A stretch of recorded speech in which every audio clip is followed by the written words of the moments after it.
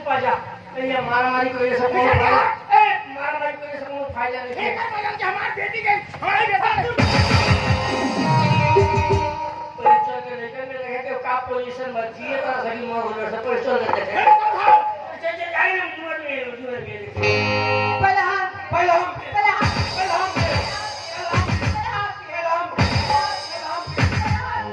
रघु बेटा रघु अरे रुक जा हम तो हर बाप आ गई बनी अरे तो सुनते नहीं खरे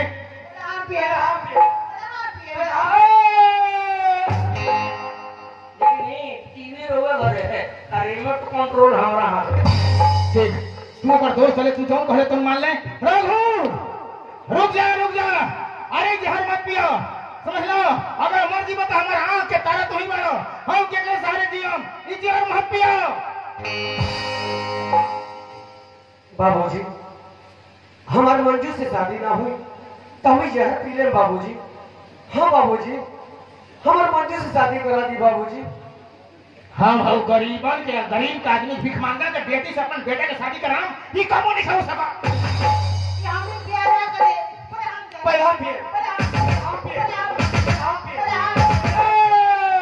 अब हमारे लगे टाइम लगे कि नहीं हो रहा का करो को और तो रहा दिया होई कि ऑर्डर दे दी पिए ना देख बिचारी ये बात सही बात है कि हमारे बड़े बेटा बाड़े और हम दान दहेज मांगते तो मानी ना जहर पी ली एगो काम कर जो हम 10 लाख बा वो में से 5 लाख करा दे हम शादी करें एक सीसी वालो वो में से आधा सीसी पी लो रुक जा रघु रुक जा ई शादी होई बिचारिया सुन रे बोले अरे 5 लाख नहीं कम से कम 2 लाख दिवा दे इतना लालची आदमी हम ना देख ले रहे लेटर जहर के सीसी हाथ में ले को मुंह में डालने कोनो गारंटी नहीं और वो मुलाई करते खुशी बकरी खाने 10 लाख 5 लाख दिया पियो बेटा रघु अरे बिचारी रुक तू जाओ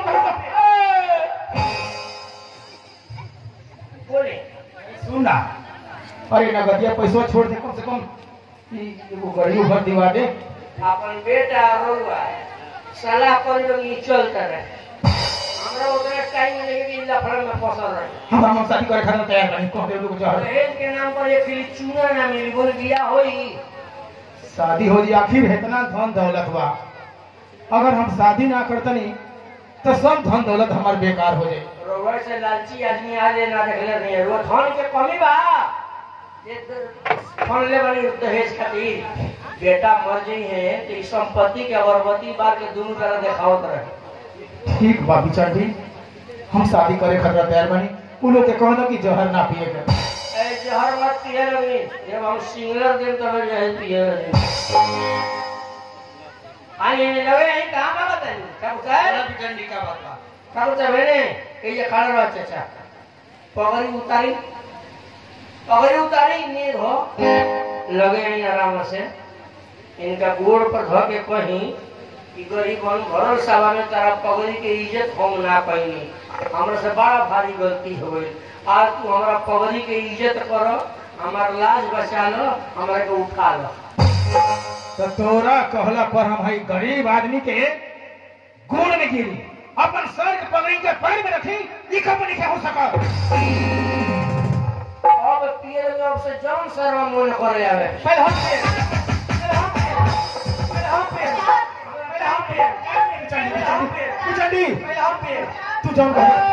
तू जौन कहे तुम तोरे करे का काम तैयार बनी कबानी पगड़ी फिर से पगड़ी बनी पानी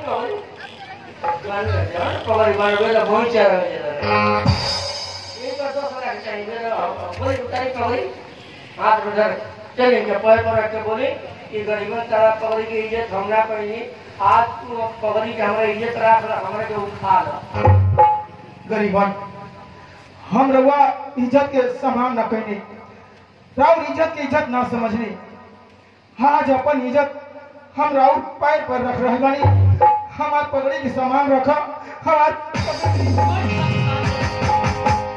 ओके ठाकुर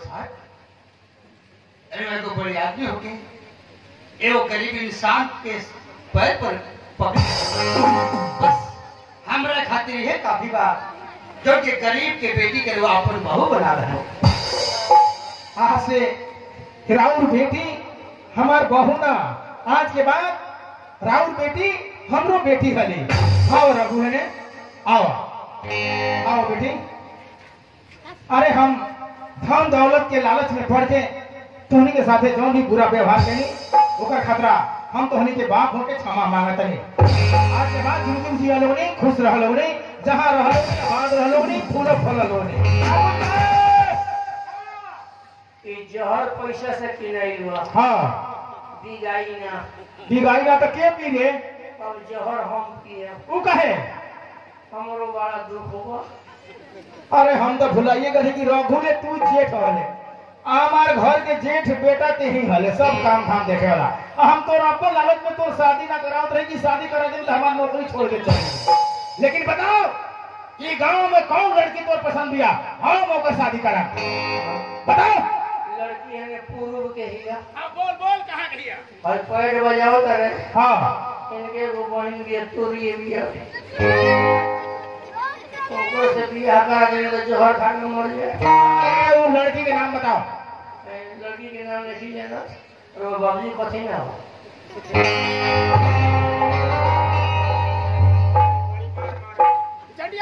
तो अभी तिलक में एको रुपया ना ले, बियाह कर लेना तो जहर पी के मर जाए।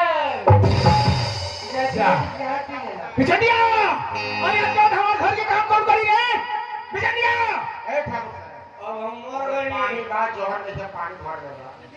अब हम मर गए नहीं। मर गई ने? ओई साले मरन जेने नाच के लवंडा मैदान जइया से। अरे तो बोला तरे कैसे रे? मर गए बाय पर बोलते हैं बाय पर। अरे जहर रही तो ते मर रही तो जिंदा बाड़े। कहां जिए तनी केंद्र साले हमारे जम जिए तनी मर होई बनी। अरे मरे रहते तो तुझे बोलते है बेयार हो गई बनी। यार ना तू अभी जिंदा बड़े का मतलब जहर में कुछ पानी तो तू पानी दे के हमारे बेटा के शादी करा दे ले। सारा राउर दहेज पानी में डुबा दे। बहुत अच्छा करे हमारे आज आँख खोल दे कि हमारे बेटा के शादी हो गई, घर बस गई, हम बहुत खुश बानी। तू पहले तो तोरे घर बसाने बोलाई चांदनी के बियाह करबे ना कोनी से ना के कर से और बेचारा हंस मुसला देखा भाई का कहीं आ इधर इसका गाल था एक ना बियाह करे खाली चीजों जी पहन दे तो सब खुश हो जाए।